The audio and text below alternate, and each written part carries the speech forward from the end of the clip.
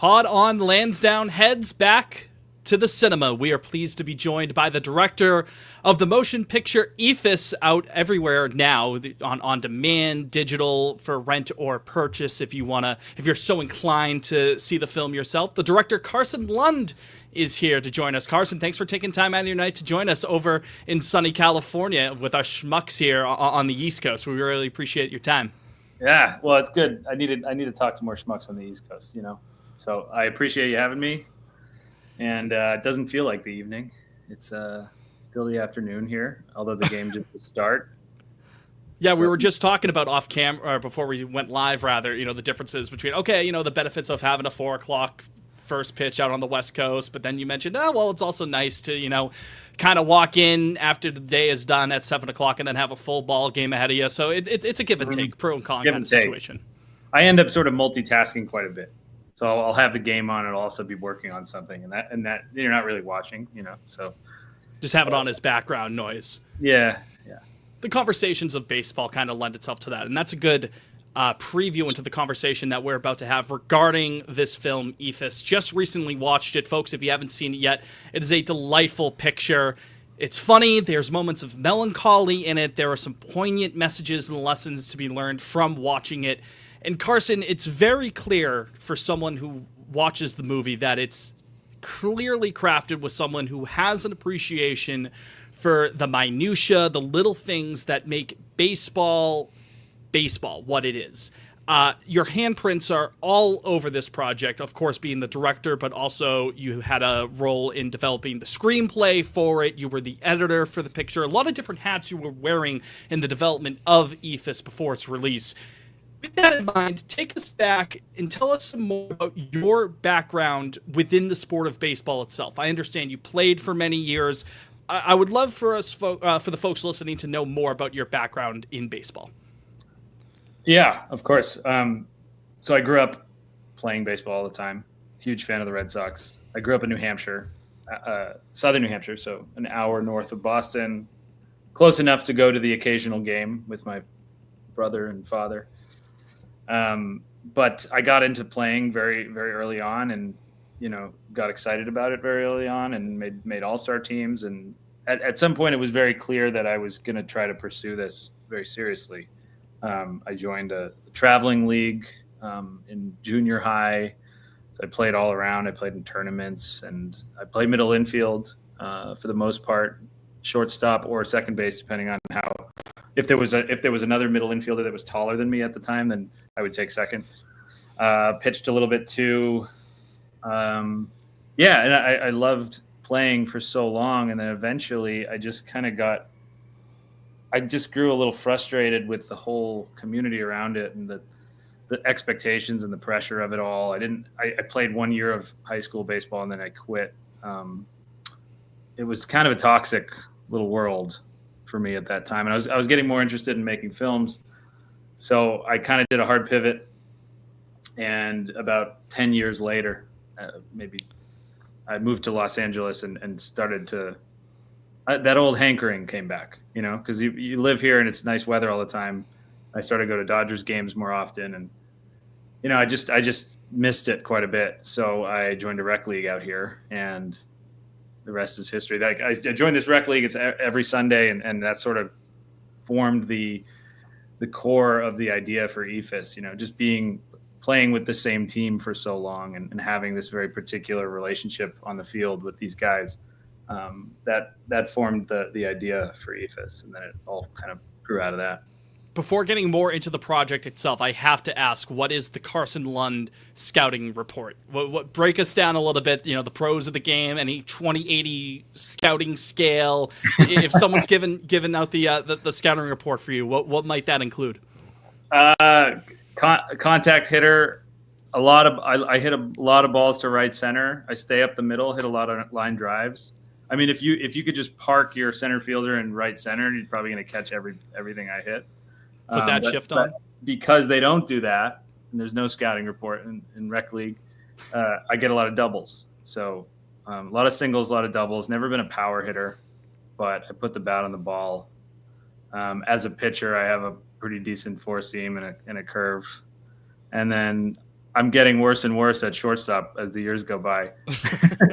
I boot a lot of balls, but that's just because I'm not out there taking ground balls every day. But I used to be much better. And that's kind of the theme of the film. Well, there you go. Yeah, it speaks beautifully to that. But still loving it, in spite of it. To bring it back, of course, to Eephus, the topic at hand here, you mentioned your background and how that involvement in baseball started to creep back in as you began your career out west in California. What is the one moment you would say that like really sparked the inspiration for the development of this picture? I don't know if it was a moment. It wasn't a single moment. It was a series of conversations that I began to have with my two co-writers, Mike Basta and Nate Fisher. This was a film written by the three of us. It was all obviously born out of my own experience playing. Neither of them are players, but they had come to a few of my games. And we just started to talk about, we were looking for an idea for a film that would be economical in the sense of like having one location, something we could kind of wrap our heads around producing. And, I wanted it to be a personal story, something I could relate to, something that felt like it was coming from my heart. And I felt like, okay, at some point I realized like, this is for me, being able to play in a rec league once a week is like, it's this refuge from the boredom or the chaos of the work week. There's so many stresses going on, and everyone on that team comes to that field and expects to just have fun for a few hours. And that I think is something that we're sorely lacking in the modern world, where everyone's busier and busier and has to work multiple jobs just to stay afloat. I think just like being able to go out and do something you love, something that kind of connects you to your inner child, is very valuable. And at some point I realized like that's what this league was giving me. And it was just such a precious thing. And I thought, okay, no one's actually made a movie that captures that particular feeling, like the importance and value of like recreational sports. There have been films about recreational sports, but I felt like they'd never been approached in a really honest, sincere kind of way. And then also there was just a lot of so many characters that I've met over the years playing rec league that I felt like this could be a comedy too. There's so many funny things about it. And we did want to make a comedy, but we also wanted to make something with a sense of poignancy and that reflected kind of where we're at in our lives. It's sort of like a crossroads. And we're also we wrote the film a lot during COVID, and we were coming out of a period of, a serious lack of, outdoor activity and communal activity. So the film kind of grew out of that for sure. Yeah, even playing recreational slow pitch softball, you see, the caricatures of the movie, you know what I mean? Everyone knows, I know that guy, like that reminds me of someone that we would play against in softball there for sure. Yeah. And it's a genuine baseball lovers movie, but it's also a genuinely rooted in New England movie, as you can tell. I mean, the inspiration of having like the ground round ad in right field, I got a huge kick out of that. And people who know ball got very excited about seeing that in right field, right next to the 290 sign at the field there.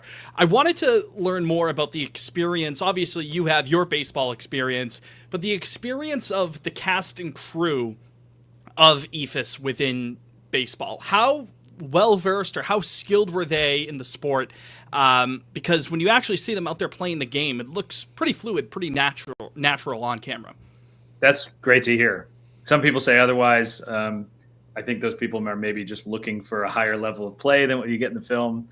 For me, what was important was just that it looked like people who have played at some point. They've lost their touch, perhaps. Yeah, it's rec league baseball. Yeah, it's not going to be, but Mike Trout out there. They care about the game. They care about being there every week, and they know how it works. They know the rules.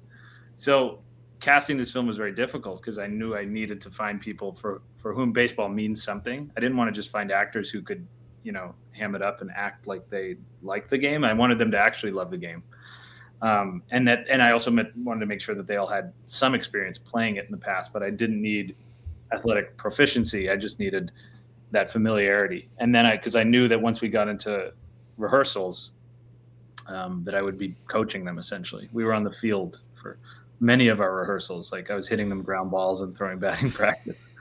And before we even really got too into the scene work or the dialogue, we were playing baseball on a field, because I felt like if we do this for enough time, we spend enough time together on this field and play baseball. A lot of these guys haven't done it in a long time, and they're going to remember. The muscle memory will come back.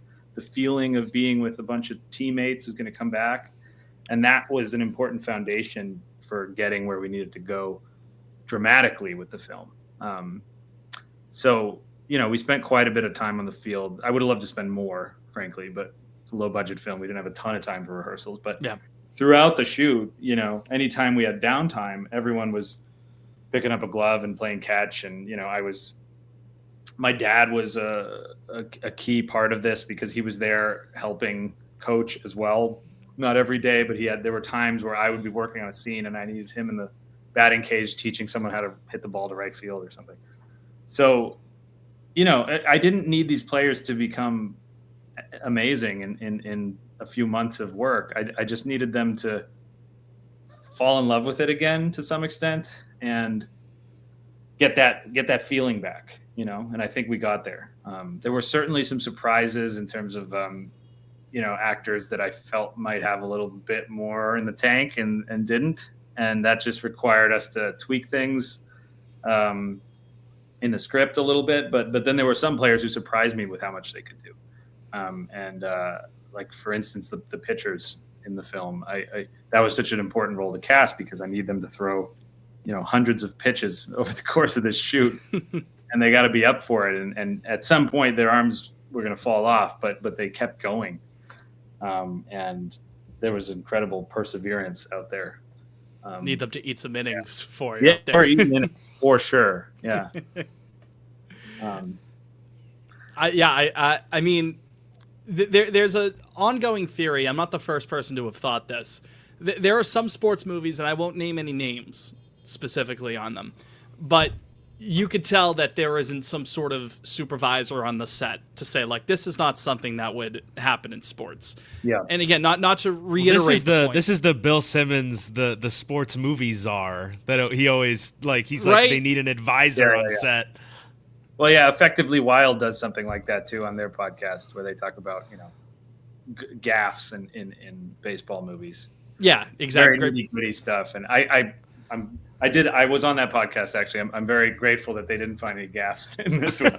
Yeah, but again, I think it's indicative of the type of play that you would see right down the park, where it's a rec baseball or, again, slow pitch softball, something to that effect. I think that's indicative and reflective of that sort of play. No, absolutely. And another thing I think is important to mention is that so many baseball films that look a little corny, a little cheesy, they do use quite a bit of montage. They cut up all the action into a number of different shots. You see the pitcher release it, you see the batter getting ready, and then you get a close up of the ball hitting the bat, and then suddenly it's going over the fence, and there's a guy running to the morning track. It's the action is so fragmented that you don't buy it. And I think for me, even though the gameplay in this film is not like thrilling by any means, I think I wanted to preserve the integrity of space. Right. Like when you watch a baseball game, what is exciting is seeing the distance between everything and watching a play unfold in real time. So I wanted to do that. I wanted to not rely on editing as much as possible, to let a lot of these plays play out in a long shot. So yeah, and I think that is also another thing that sets the picture apart. It's a lot of sports films don't take the time to capture the beauty, the quaintness, the down moments, not the walk-off home run, not the perfect game final out or something like that. Just the in-between moments where it's guys being dudes, just, throwing the ball around, swinging the lumber, and just, having the time of their lives out there.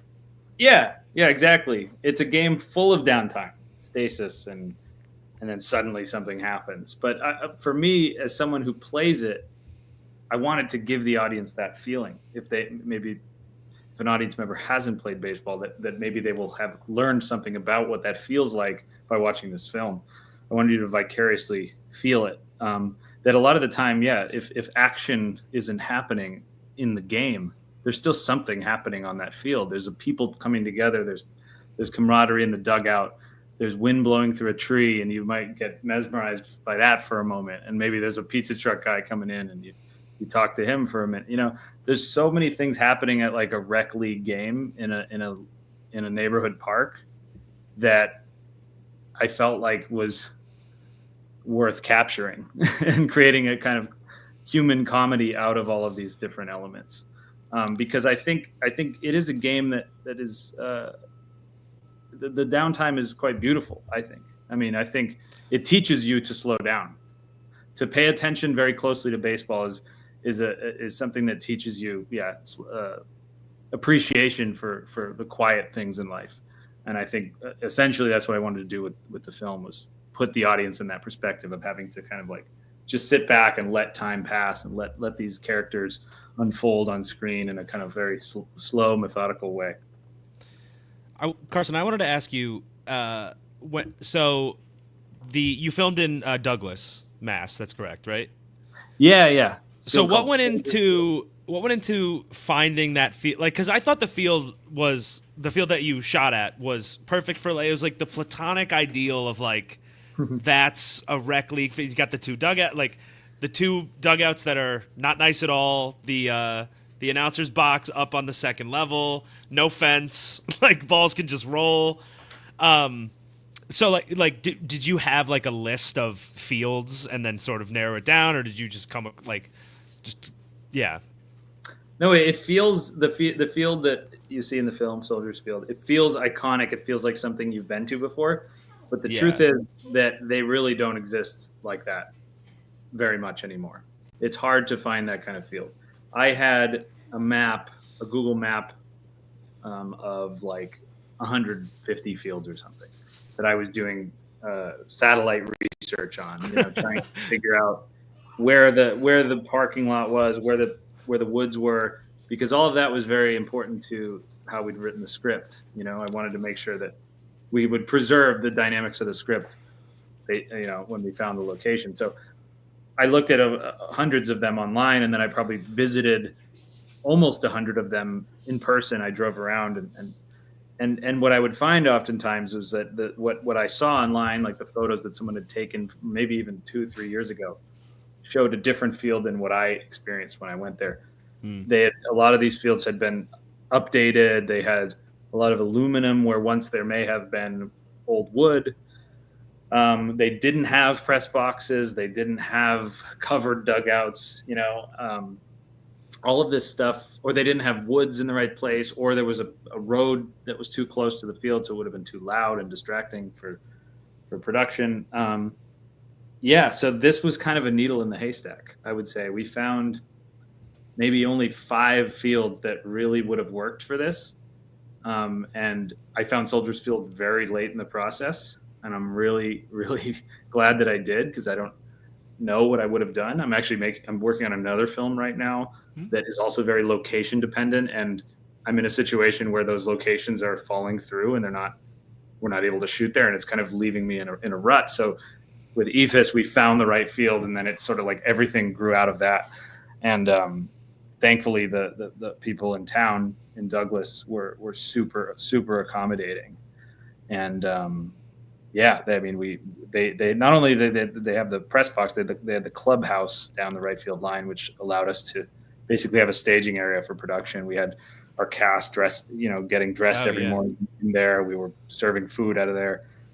So it was like an all-in-one studio for us, all outdoors, but it was a dream to be there for an entire month. And actually what funny thing is, like with the groundskeeping, they asked us, the town asked us, would you like us to like mow the lawn and drag the dirt every day? And I said, absolutely not. Like, actually don't mow it for a few weeks ahead of production. Let's let it get out of hand.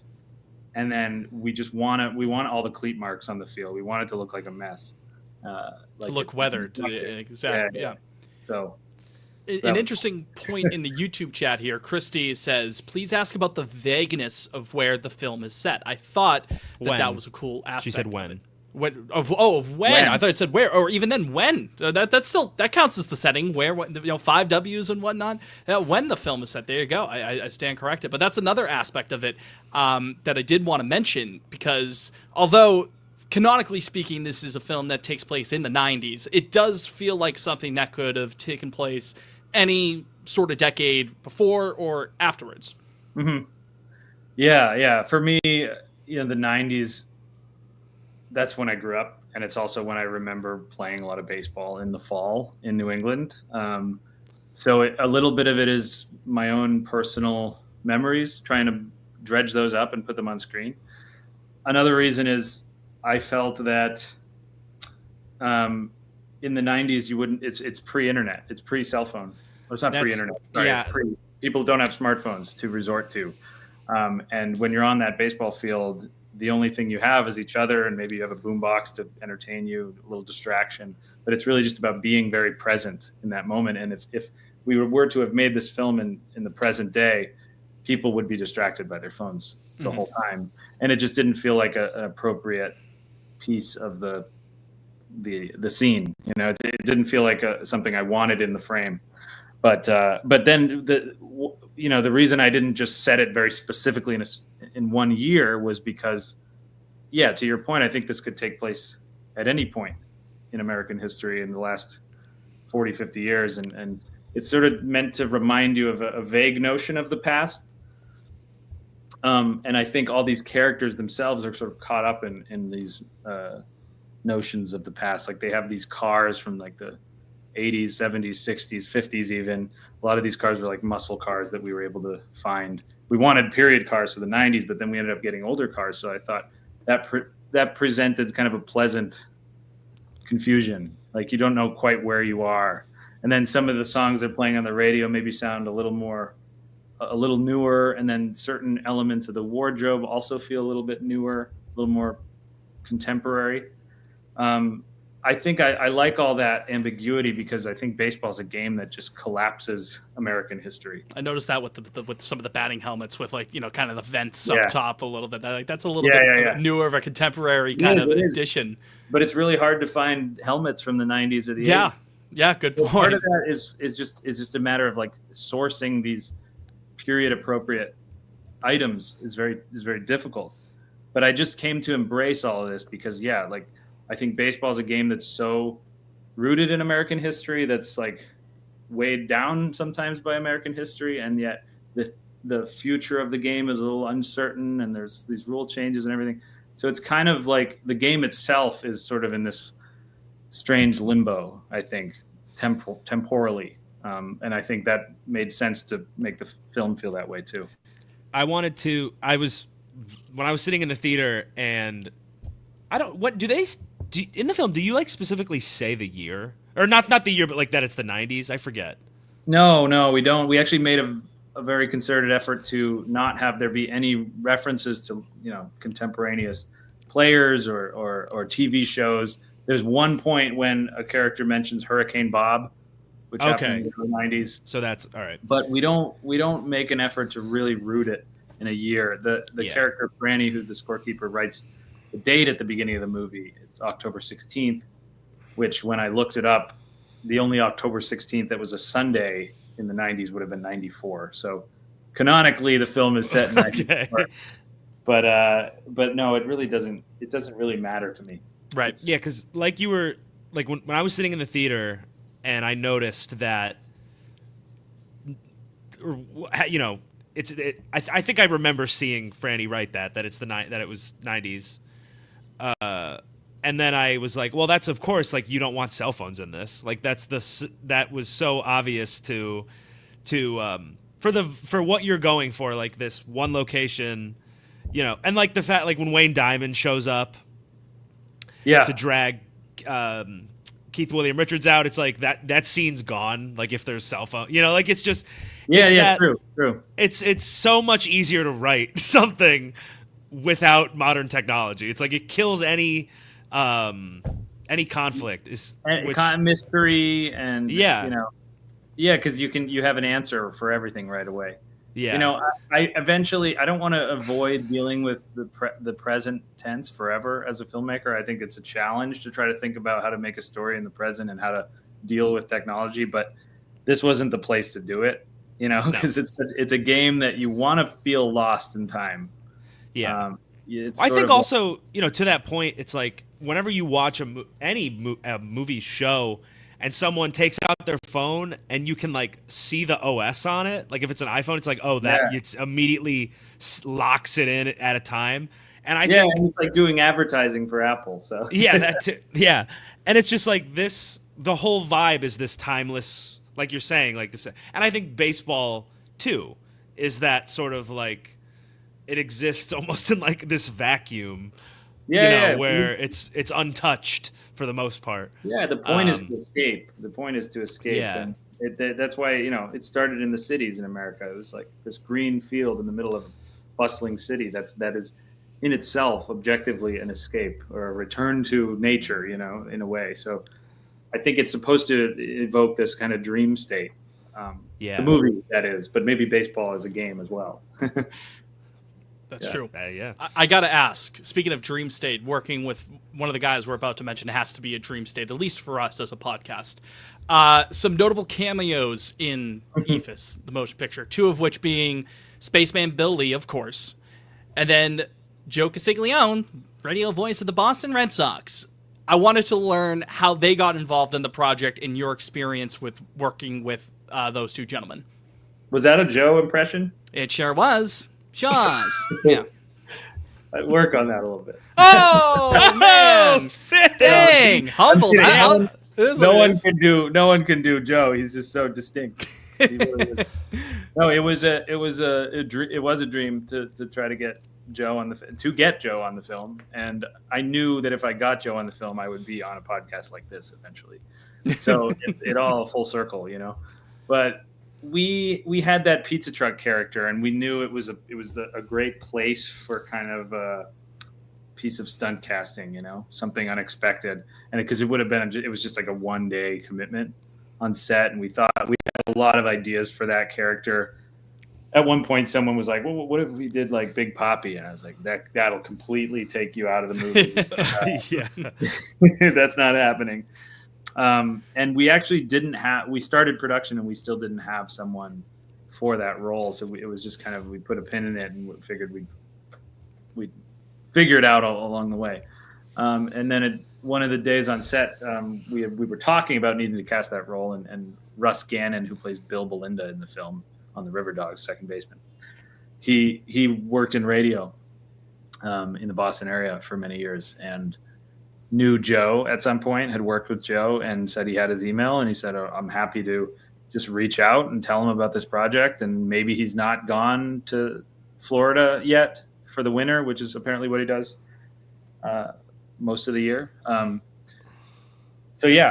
We reached out, and he actually answered very quickly and was happy to do it. He mentioned, he hadn't really done a film since Fever Pitch, and then before that, in the Bedroom. I think he had a small audio only cameo in the Bedroom. I know this is so weird. I know exactly the scene.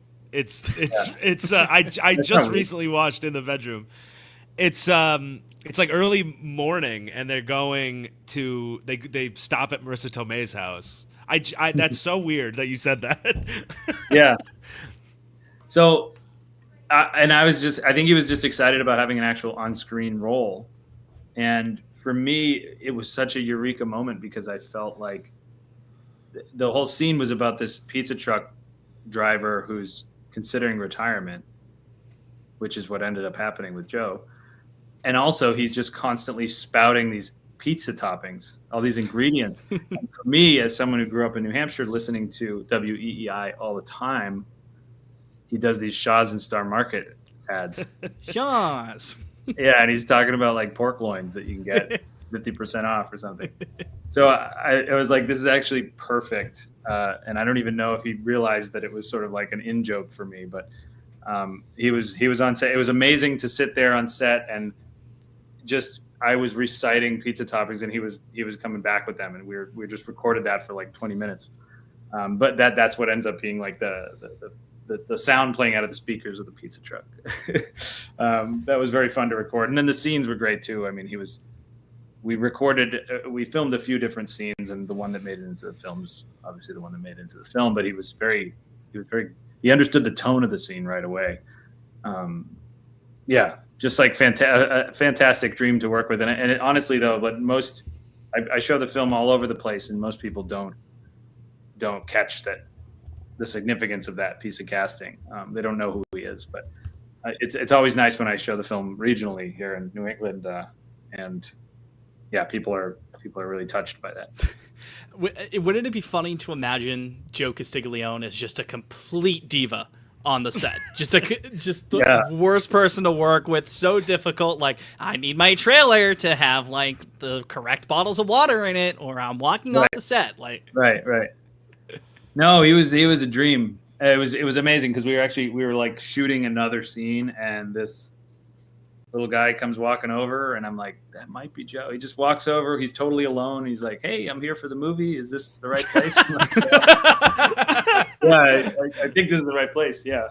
Just hang out over there, and we'll, go get yourself a drink or a snack, and then we'll be with you shortly. But he was just so easy to work for the movie. Yeah.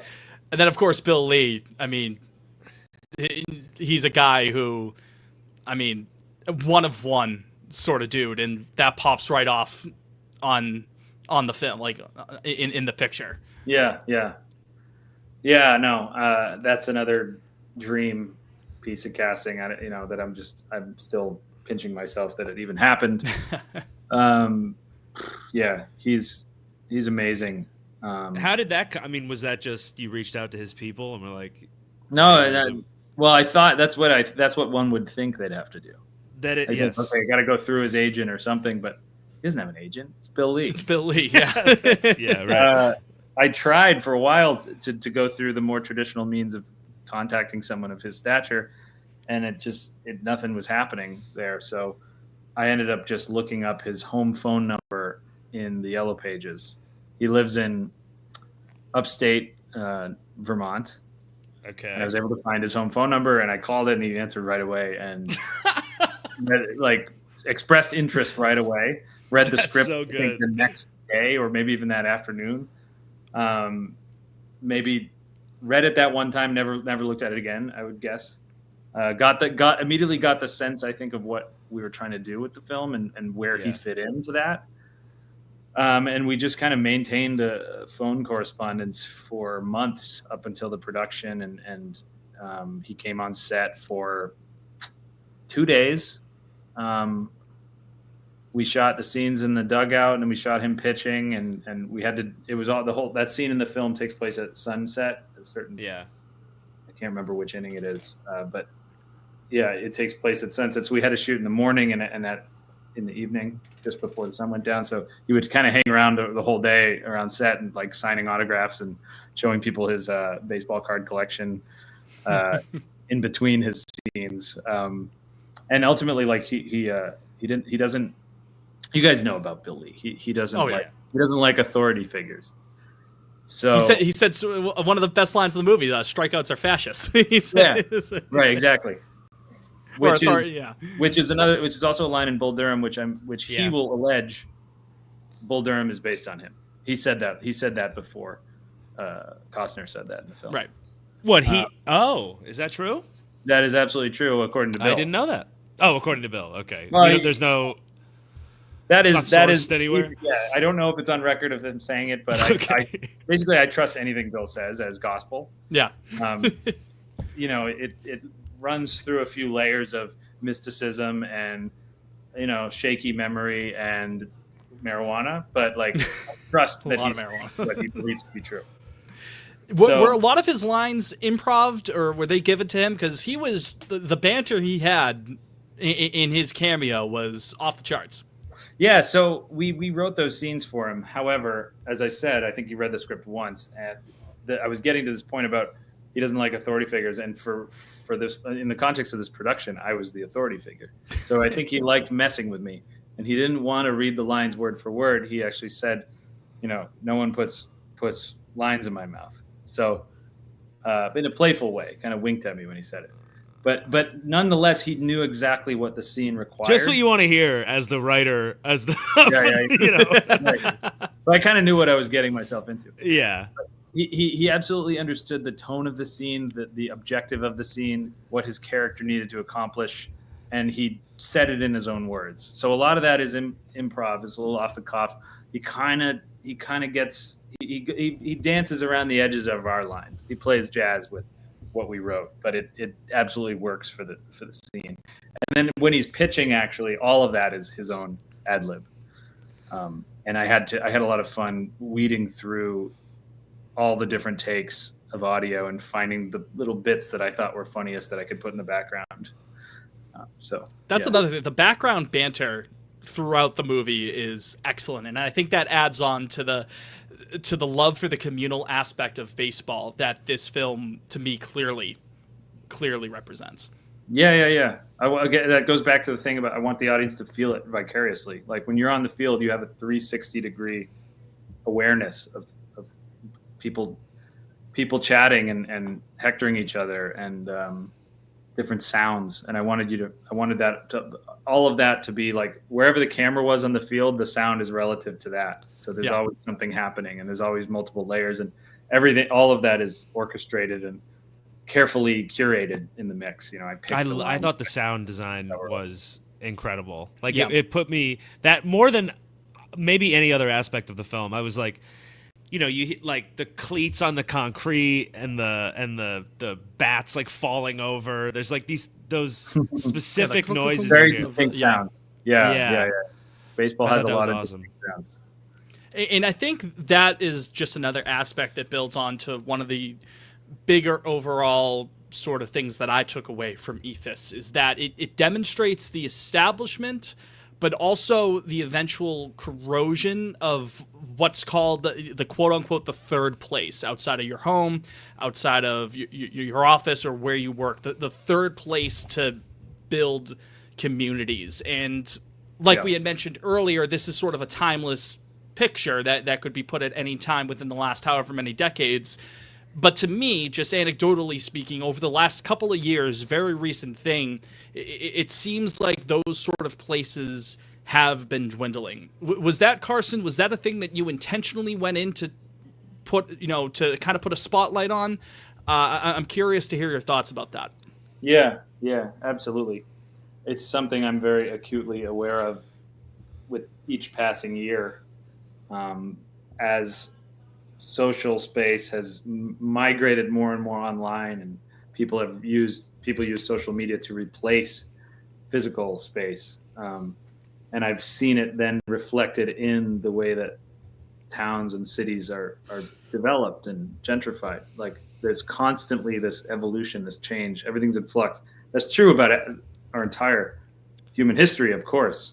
But I feel like it's been very accelerated in the past 10 years, 15 years. And maybe that's a little bit of a product of me just getting older and remembering, places from my youth that are no longer there. But I think it's also very true about the shift to a digital world. As digital experiences have become more prominent, there's been the powers that be have deemed these physical spaces not as important anymore, and they can sort of disinvest from them. And I think it is what it is. It's just a massive shame, I think, because you can look at it like sociologically. There are studies about this and how there is an actual decline in civic participation, and with that decline comes a rise in loneliness in America. And I think playing baseball with people, or playing any sport, or having any kind of club where you all share a passion and a recreation together, that is so essential, because otherwise, what are we doing? Like life is about pleasure, man. That's what I think it's all about. So yeah, it's a disheartening development of the last, not just distinct to the last 20 years, but I think it's really been accelerated. And as I've gotten older and I moved across country, and so much of what I remember is now I'm not attached to that, and I don't even have as much green space as I once had as a kid, because I live in a city that doesn't have a lot of it and also privatizes so much of it. Yeah, I think it's a very distinct feeling that I've had in my own life, and I wanted to put in the film. Interesting. Carson, it's been a couple of months since Eephus has been released to a wider audience. What have been some of your favorite reactions to the film thus far? Favorite reactions? Oh man, there's a million. I don't know if I can pinpoint certain reactions. Even just in general, so some of the feedback and reactions and excitement behind it. Yeah, well, I'll say this: like one of the things that was really uplifting about it was being able to. We took the film on the road, and we started touring it around for the theatrical. And we showed it in a lot of smaller towns, places where you wouldn't necessarily say, "Oh, this is a cultural hub. This is where people go watch independent movies," you know. But they were sold out screenings, and people were excited, and people were connecting with art, and people were seeing something in it. They were seeing qualities in it that I wouldn't expect those people to necessarily see, but it was because the game of baseball gave them an entry point, and then they were able to roll with the film and sort of accept some of its. I think there's things about the film that are challenging. In the fact, there's no protagonist. It doesn't have some big climax. It doesn't have some big catharsis at the end. That's not really a spoiler. I think anything you read about the film will tell you that. But so in a way, it's a challenging movie. But I think a lot of people were connecting to it because they felt that it was very true, and it was about people that they know and people that they're familiar with, and an experience that they also feel that they are losing in their life. So it was just really great to take it to places that aren't the coastal urban hubs, and really find audiences that were enthusiastic about it. That was amazing. And then beyond that, just taking it across the world too. We premiered the film in Cannes, France, and massive international audience, and then showed it in other places around the world too. France big on baseball? No, not so much, but they do have a very particular subculture there. Actually, Sandlot leagues. Really, they're really serious, but it's very small. But yeah, people were arranging Eephus screenings in France, like leagues. Wow, that's awesome. Leagues were going to watch the film. Le Joe Castiglione. Oh, yeah. That's wild. So yeah, the European reaction was amazing, just because people don't understand the game necessarily, and they were really connecting to the film in terms of what it has to say about community and aging and time passing and all these things. So yeah, you don't need to know the intricacies of like the infield fly rule to understand the message that medium is presenting. Yeah, exactly. So I don't know, specific reactions hard to remember because it's been a crazy year, but that's the general feeling, is like a sense of warmth and appreciation for how much people have really connected to it. Even though when we made it, we're just gonna make this fun movie for us that who knows if anyone's gonna really get on board with it. But it really it spoke to a lot of people, so really excited about that. Carson, when you shot it in 23, right? Is that correct? 22. October 22. Yeah. Wow. Okay.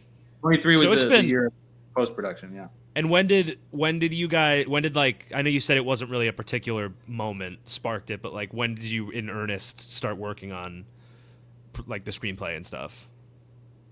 Probably mid 2019 we started writing, and then wrote it through the pandemic. So 2020 we wrote most of it, and we wrote it as like the early stages we didn't get right down and start writing a script. It was like we're writing lineups, we're doing overhead maps, that's awesome, overhead diagrams of what kind of players are where on the field, and then we're doing a box score, and we're like it's like making a baseball video game or something.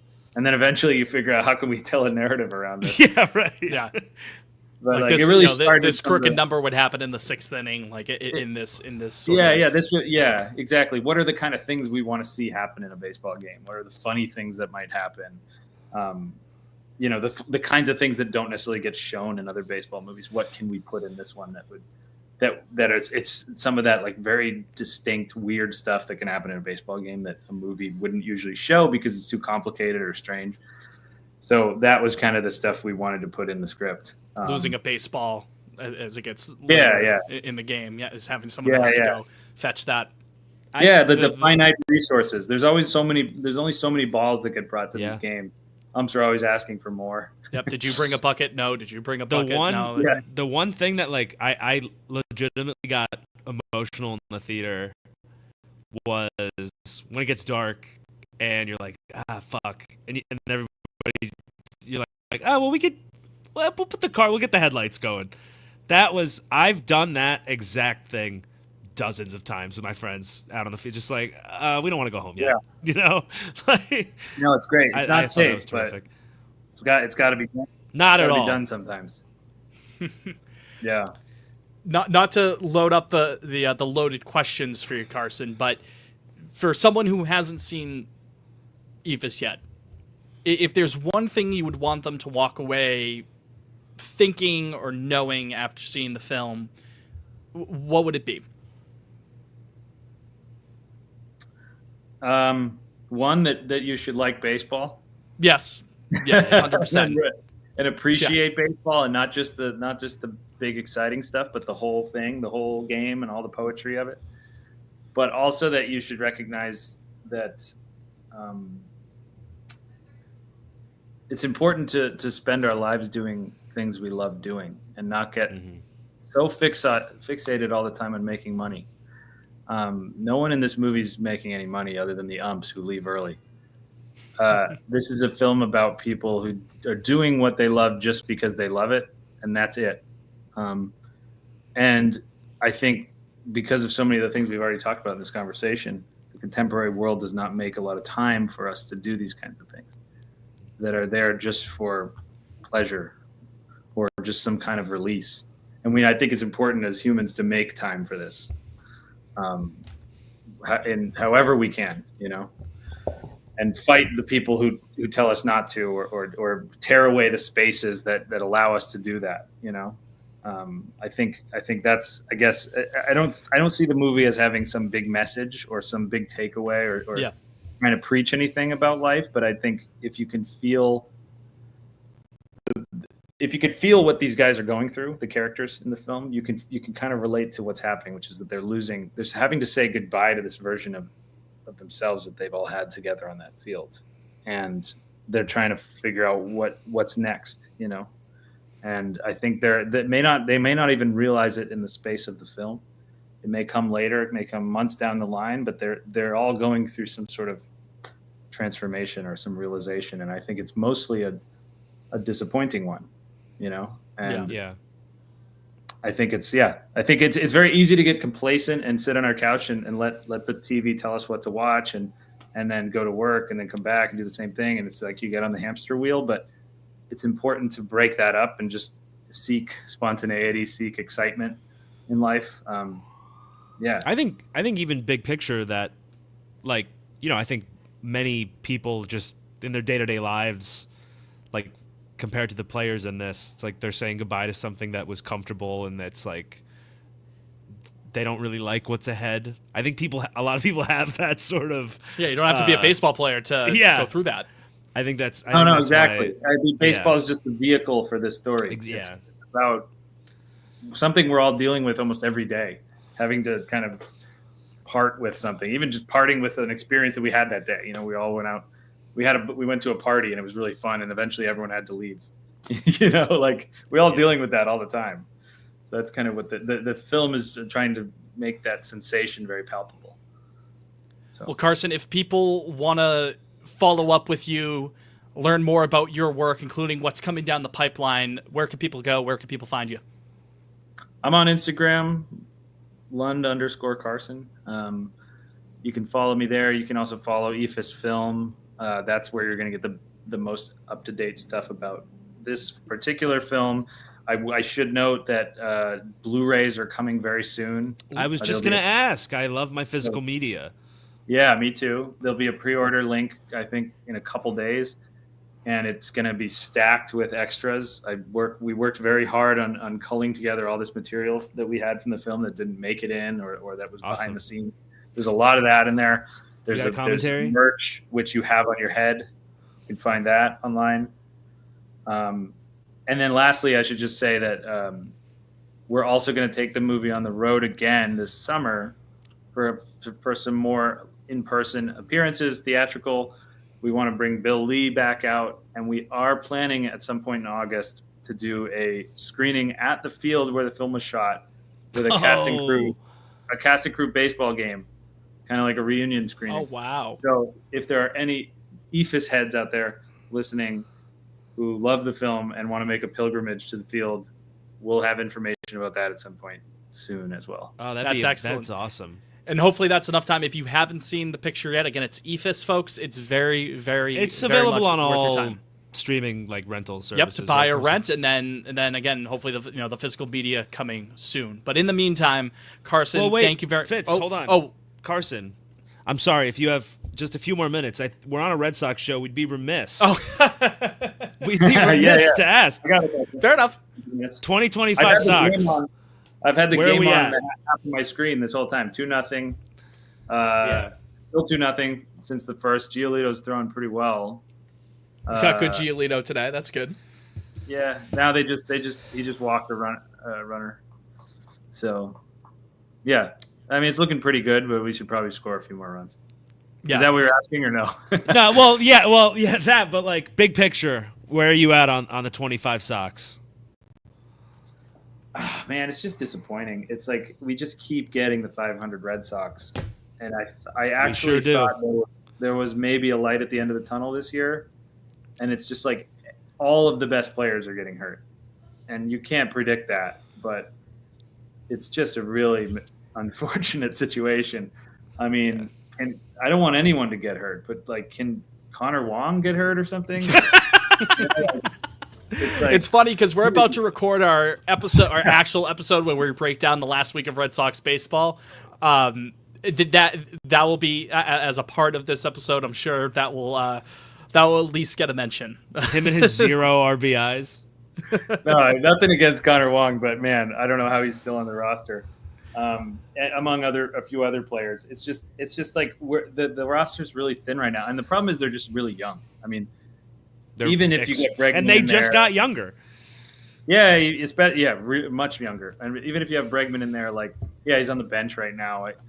I buy the argument that, you need veteran leaders to some degree, but him being on the bench, it's not enough. I mean, all these guys are out there on the field, and they all have like a combined 20 years of playing experience. It's rough. I mean, I'm hoping it gets better, and maybe I'm hoping they just carry momentum into next year. I'm sort of out on the playoff odds at this point, but I'm still watching every game. It's like my. That's how it is. That's how you got to be. Connor Wong, you are a river dog. Yeah, I really wish we had a better. I want Bueller to get his shit together. I don't know. I don't know how much gas is left in that tank, unfortunately. Yeah. Bayo's been turning around as of late. He's had a couple of consecutive good starts. Maybe there's all something I ask is a fun summer. I want to see my big three do good things. I want to see. Yeah. I just want That's what we have. That's all we have at this point. Some exciting individual performances, I think, is what we can hope for.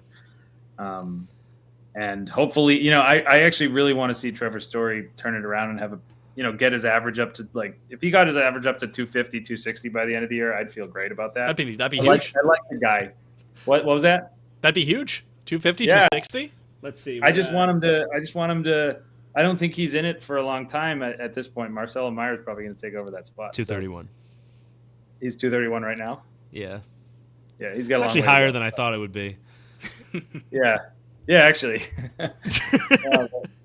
But he's had a tough go of it with the injuries and everything. So I just want to see him have a pretty solid year. If this may be the end. So, yeah. Well, again, Carson, we really appreciate the time and appreciate the Red Sox takes on top of that, my friend. Thank you very much. Absolutely, anytime.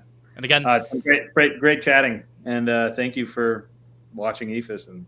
Of course, yeah. The picture is Eephus, folks. Watch it, watch it, watch it. And Carson, we may just see you at that that shindig in Douglas. That sounds awesome. See you there. Yeah. Keep our finger on the pulse with that. Thank you, Carson. All right. Have a good one.